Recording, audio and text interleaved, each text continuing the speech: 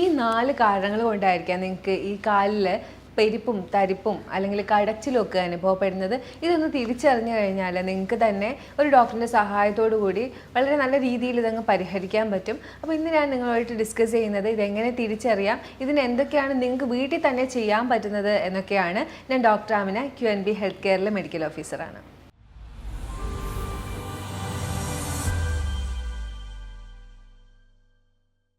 കാലിൽ മരവിപ്പും തരിപ്പും പെരുപ്പും കടച്ചിലും ഒക്കെ അനുഭവപ്പെടുന്ന ഒരുപാട് ആളുകളുണ്ട്. ഒരു പ്രായം കഴിഞ്ഞു കഴിഞ്ഞാൽ പിന്നെ കാലിന് വേദനയാണ്, നടക്കാൻ പറ്റുന്നില്ല, എണീക്കാൻ പറ്റുന്നില്ല, ഉറങ്ങുമ്പം പോലും ഒന്നും ഒരു സമാധാനം കിട്ടുന്നില്ല, ഉറക്കം കിട്ടുന്നില്ല എന്ന് കംപ്ലൈൻറ്റ് ചെയ്ത് നമ്മുടെ അടുത്തേക്ക് വരുന്നത് ഒരുപാട് പേരാണ്. എന്നാൽ കൃത്യമായിട്ടുള്ള ഡയഗ്നോസിസും വിലയിരുത്തലിലൂടെ നമുക്കിത് ഏത് കേസാണ്, ഇത് എന്താണെന്ന് മനസ്സിലാക്കി കഴിഞ്ഞാൽ വളരെ ഈസി ആയിട്ട് തന്നെ അത്യാവശ്യം വൈറ്റമിൻസും മിനറൽസും എക്സസൈസും ഡയറ്റും ചെയ്ത് കൊടുത്തു കഴിഞ്ഞാൽ പരിഹരിച്ച് കിട്ടാവുന്നതേ ഉള്ളൂ. അത് വീട്ടിൽ തന്നെ നിങ്ങൾക്ക് പരിഹരിക്കാനും പറ്റുന്നുണ്ട്. അപ്പോൾ നമുക്ക് അത് എന്തൊക്കെയാണെന്ന് നോക്കാം. ആദ്യം തന്നെ വെരിക്കോസ് വെയിൻ്റെ പ്രോബ്ലം കാരണം നിങ്ങൾക്ക് കാലിൽ തരിപ്പും പെരുപ്പും ഒക്കെ അനുഭവപ്പെടാനുള്ള സാധ്യതയുണ്ട്. അപ്പോൾ ഒത്തിരി വെയിറ്റ് ഒക്കെ ഉള്ളവരാണ്, എപ്പോഴും നിൽക്കുന്ന ജോലികളാണ് ചെയ്യുന്നത്, സെക്യൂരിറ്റി, ടീച്ചർ അല്ലെങ്കിൽ നേഴ്സസ് അങ്ങനെയുള്ളവരാണെങ്കിൽ നിങ്ങൾക്ക് വെരിക്കോസ് വെയിൻ്റെ പ്രശ്നങ്ങൾ വരാം. ചിലപ്പോൾ ഇത് പ്രത്യക്ഷത്തിൽ നല്ല രീതിയിൽ കാണാൻ പറ്റണം എന്നില്ല, ചെറിയ നാരുകൾ പോലെ ഈ കാഫ് മസിലിൻ്റെയൊക്കെ ഭാഗത്ത് ഒരു സ്പൈഡർ വെയിൻ എന്ന് പറയും, അങ്ങനെ കാണും. അപ്പോൾ അങ്ങനത്തെ പ്രശ്നങ്ങൾ നിങ്ങൾ കാണുന്നുണ്ട്. അതിൻ്റെ കൂട്ടത്തിൽ നിങ്ങൾക്ക് തരിപ്പും പെരുപ്പും അനുഭവപ്പെടുന്നുണ്ടെങ്കിൽ നിങ്ങളുടെ രക്തക്കുഴലുകളിൽ ചെറിയ ചെറിയ ബ്ലോക്കുകൾ വരാൻ തുടങ്ങിയിട്ടുണ്ട്, താഴേക്കുള്ള രക്തയോട്ടം കുറയുന്നു, അതിൻ്റെ ഫലമായിട്ടാണ് നിങ്ങൾക്ക് ഇങ്ങനെ കടച്ചിൽ അനുഭവപ്പെടുന്നത്. അപ്പോൾ വെരിക്കോസ് വെയിനൊക്കെ എല്ലാവർക്കും ഉള്ളതല്ലേ, അതങ്ങനെ ട്രീറ്റ് ചെയ്യേണ്ട കാര്യമില്ല, അങ്ങനെ ഒരിക്കലും വിചാരിക്കരുത്. ഇതൊരു തുടക്കമാണ്. പക്ഷേ വെരിക്കോസ് വെയിൻ കാലക്രമേണ അത് ഒത്തിരി ഡയലേറ്റായി അത് പ്രൊജക്റ്റായി വരികയും അത് പൊട്ടാനുള്ള സാധ്യതയും വെരിക്കോസ് അൾസർ വന്ന് അത് പിന്നെ ഡയബറ്റീസുമായിട്ട് കോംപ്ലിക്കേഷൻ വന്ന് കാല് വരെ മുറിച്ചു മാറ്റേണ്ട അവസ്ഥയും ഒക്കെ വരാം. അതുപോലെ തന്നെ ഈ വെരിക്കോസ് വെയിൻ ഇങ്ങനെ ഡയലേറ്റ് ആയിട്ടുള്ള വെയിൻസ് വരുമ്പോൾ അതിൽ ദുഷിച്ച ബ്ലഡാണ് പിന്നെ നിൽക്കുന്നത്, തിരിച്ച് റിവേഴ്സായി അത് വീണ്ടും ശുദ്ധീകരിച്ച് വരാൻ പറ്റുന്നില്ല. അങ്ങനെ വന്നു കഴിഞ്ഞാൽ പതുക്കെ പതുക്കെ അതിനകത്തുനിന്ന് ക്ലോട്ട് ഉണ്ടായി അത് ചെറിയ ചെറിയ വെയിൻസിൽ ബ്ലഡ് വെസൽസിലൊക്കെ പോയി ബ്ലോക്ക് സംഭവിച്ച് സ്ട്രോക്കോ അല്ലെങ്കിൽ ഹാർട്ടിലേക്കുള്ള ബ്ലഡ് സപ്ലൈ കുറയുന്നതോ ഏതെങ്കിലും ഓർഗൻസിലേക്കുള്ള ബ്ലഡ് സപ്ലൈ കുറയുന്നതോ ആയിട്ടുള്ള കണ്ടീഷൻസ് ഒക്കെ ഉണ്ടാക്കാം. അപ്പോൾ വെരിക്കോസ് വെയിൻ അല്ലേ, എനിക്ക് വലിയ കുഴപ്പമില്ല, ഒരു ചെറിയ കഴപ്പേ ഉള്ളൂ അല്ലെങ്കിൽ ഒരു തരിപ്പേ ഉള്ളൂ എന്ന് പറഞ്ഞ് ഇരിക്കാതിരിക്കുക. കാലക്രമേണ ഇത് നമുക്ക് നടക്കാൻ പറ്റാത്തൊരവസ്ഥയിലേക്ക് വരെ എത്തിക്കുന്നുണ്ട്. ഇനി ഈ തരിപ്പും പെരുപ്പും അനുഭവപ്പെടുന്ന ആൾക്കാർ ഡയബറ്റീസുകാരാണ്. ഡയബറ്റീസുകാരൊരു 10 വർഷം അല്ലെങ്കിൽ 15 വർഷം മരുന്നൊക്കെ കഴിച്ച് തുടങ്ങിക്കഴിഞ്ഞതിന് ശേഷം കാലിലേക്ക് തരിപ്പ് അനുഭവപ്പെടാറുണ്ട്. ഇത്തരം ആളുകൾക്ക് ഉറങ്ങാൻ പോലും പറ്റില്ല, ഒന്ന് ബെഡ്ഷീറ്റ് കാലിന് മുകളിലിട്ടാൽ പോലും അവർക്ക് വേദനിക്കുന്നു എന്നാണ് ഒരു കംപ്ലൈൻറ്റ് പറയുന്നത്. അപ്പോൾ ഇത്തരം ആളുകൾക്ക് നെർവ് ക്ഷതം വരുന്നതാണ്. നെർവിനുണ്ടാകുന്ന ക്ഷതങ്ങൾ കാരണമാണ് ഇവർക്ക് ഈ തരിപ്പും പെരുപ്പും അനുഭവപ്പെടുന്നത്. അപ്പോൾ നെർവിനെയാണ് ഇവിടെ നമ്മൾ റെജുവിനേറ്റ് ചെയ്യേണ്ടതും അതിനെ ഡാമേജ് മാറ്റിയെടുക്കേണ്ടതും. അതിനായിട്ടുള്ള എക്സസൈസുകളും അതുപോലെ തന്നെ ഡയറ്ററി സപ്ലിമെൻറ്റ്സും ഡയറ്റും ഒക്കെ നിലവിൽ നമ്മൾ എല്ലാവർക്കും പറഞ്ഞു കൊടുക്കാറും ചെയ്യിപ്പിക്കാറുമുണ്ട്. പലതും ഒഴിവാക്കേണ്ടതുണ്ട്. ഇത്തരം ആളുകൾ കഴിക്കാൻ പാടില്ലാത്തതും കഴിക്കേണ്ടതും ആയിട്ടുള്ള കാര്യങ്ങളുണ്ട്. അതൊക്കെ പറഞ്ഞിട്ടാണ് നമ്മളവരെ ഓൺലൈൻ വഴി ആയാലും ഓഫ്ലൈൻ വഴി ആയാലും ഒക്കെ ചികിത്സിക്കുന്നത്. ഡയബറ്റീസുകാർക്ക് ഇങ്ങനെ നെർവ് ഡാമേജ് ആവാൻ കാരണം പതിയെ പതിയെ ഉയർന്നു വരുന്ന ഗ്ലൂക്കോസിൻ്റെ ലെവല് നെർവിലേക്കും വരുന്ന ഡാമേജ് ചെയ്യുന്നുണ്ട്. അവിടെ പതുക്കെ ക്ഷതങ്ങൾ ഏൽപ്പിക്കുകയും അവിടെ ക്ഷയങ്ങൾ വരികയും ചെയ്യുന്നതോടുകൂടിയാണ് നെർവ് ക്ഷയിച്ചു തുടങ്ങുന്നതിൻ്റെ ഭാഗമായിട്ട് ഉണ്ടാവുന്ന ഒരു തരിപ്പും പെരുപ്പുമാണ്. ഇത് ഓരോ ഭാഗത്തും സംഭവിക്കുന്നുണ്ട് എന്നുള്ളതാണ്. നെർവ് എല്ലായിടത്തേക്കും ഉള്ള നെർവിന് പ്രശ്നം വരുന്നുണ്ട്. കാല് എപ്പോഴും താങ്ങി നിർത്തുന്ന ഒരു ഭാഗമാണ്, എപ്പോഴും ഒത്തിരി യൂസ് ചെയ്യുന്ന ഭാഗമായതുകൊണ്ട് എടുത്ത് അറിയുന്നതാണ്.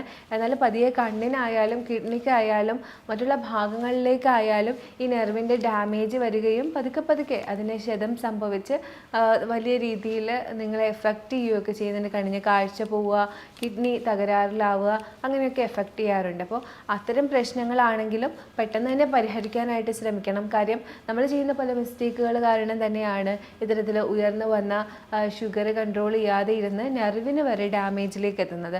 അപ്പോൾ അതിനെ റിവേഴ്സ് ചെയ്ത് കൃത്യമായിട്ടുള്ളൊരു ലൈഫ് സ്റ്റൈലും ജീവിതശൈലി രീതികളും വ്യായാമ മുറകളും ഒക്കെ ചെയ്ത് കൊടുത്താൽ തന്നെ നിങ്ങൾക്ക് ഒരു പരിധി വരെ അത് തിരിച്ച് റിവേഴ്സ് ചെയ്ത് കൊണ്ടുവരാൻ പറ്റും. പൂർണ്ണമായിട്ട് കൊണ്ടുവരാൻ പറ്റും, അത്രയും എഫേർട്ട് ഇടണം. ഇനി കടച്ചിൽ പെരുപ്പ് അനുഭവപ്പെടുന്ന വേറൊരു കൂട്ടരാണ് നമ്മൾ വിചാരിക്കാത്തൊരു കാര്യമാണ് ഡെഫിഷ്യൻസീസ്. ഇപ്പോൾ ഡെഫിഷ്യൻസീസ് ഉണ്ടെന്ന് പോലും ആരും അധികം അങ്ങോട്ട് മൈൻഡ് ചെയ്യാറില്ല, കാര്യം ഇത് വളരെയധികം അങ്ങോട്ട് ബാധിക്കാറില്ല. എന്നാൽ കയ്യിൽ കാലിൽ തരിപ്പ് പെരുപ്പ് പിൻ റോൾ എന്ന് പറയും, ഇങ്ങനെ സൂചി കുത്തുന്ന പോലത്തെ വേദനയൊക്കെ അനുഭവപ്പെടുന്നവരുണ്ട്. അതിൽ കൂടുതലും വെജിറ്റേറിയൻസിനാണ് ഇത്തരം പ്രശ്നങ്ങൾ വരുന്നത്. കാരണം അവർ വെജിറ്റേറിയൻ ഫുഡ് മാത്രം കഴിക്കുമ്പോൾ വൈറ്റമിൻ B12 ഡെഫിഷ്യൻസി വരാനുള്ള സാധ്യതയുണ്ട്. B12 ഡെഫിഷ്യൻസി വരുന്ന ആളുകളിൽ, കൊബാലമൈൻ്റെ ഡെഫിഷ്യൻസി വരുന്ന സാഹചര്യത്തിൽ അവർക്ക് ഈ കയ്യിലും കാലിലുമൊക്കെ തരിപ്പ് പിൻ റോൾ സൂചി കൊണ്ട് ഇങ്ങനെ കുത്തുന്നത് പോലെയൊക്കെ ഫീൽ ചെയ്യുന്ന ഒരു അവസ്ഥയിലേക്ക് വരുന്നുണ്ട്. അപ്പോൾ ഇതാണ് പ്രശ്നമെങ്കിൽ ചോദിച്ച് മനസ്സിലാക്കുക അവർ എങ്ങനത്തെ ഭക്ഷണമാണ് കഴിക്കുന്നത് എന്നുള്ളത്.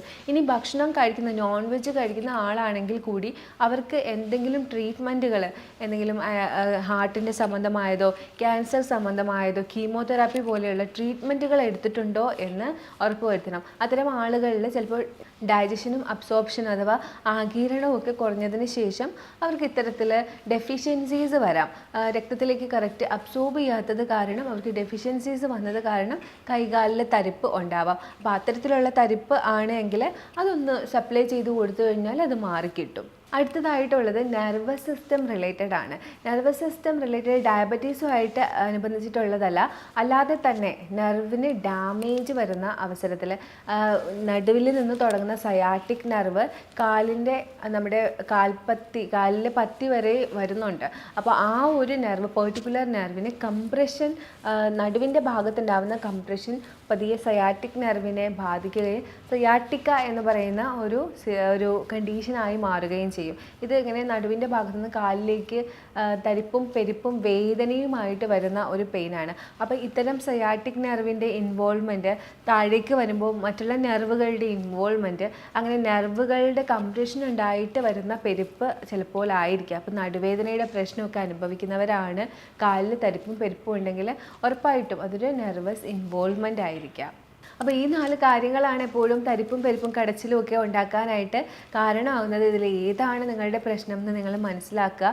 ഒരു വിദഗ്ധമായിട്ടുള്ളൊരു ഡോക്ടറിൻ്റെ സഹായത്തോടു കൂടി തന്നെ അതിനെ എത്രയും പെട്ടെന്ന് പരിഹരിക്കാനും ശ്രമിക്കുക. കാര്യം ഒരുപാട് ബുദ്ധിമുട്ടാണ്, ഡെയിലി ലൈഫിനെ ഒരുപാട് ബാധിക്കുന്ന ഒന്നാണ് ഇത്തരം തരിപ്പും പെരുപ്പും എന്ന് പറയുന്നത്. നമ്മുടെ പേഷ്യൻസിന് നമ്മളെപ്പോഴും സജസ്റ്റ് ചെയ്യുന്നത് കറക്റ്റായിട്ടുള്ള വൈറ്റമിൻ മിനറൽ റെഗുലേഷനും അതുപോലെ തന്നെ ഫുഡിൻ്റെ കാര്യത്തിലാണെങ്കിൽ ഡയബറ്റീസുകാർക്ക് കൃത്യമായിട്ട് അവർക്ക് ഫൈബർ റിച്ച് ആയിട്ടുള്ള പോർഷൻ കൺട്രോൾഡ് ആയിട്ടുള്ള പ്രോട്ടീൻ കൂടുതലുള്ള കാർബോഹൈഡ്രേറ്റ് കുറച്ചുള്ള ഡയറ്റ് കൊടുക്കും.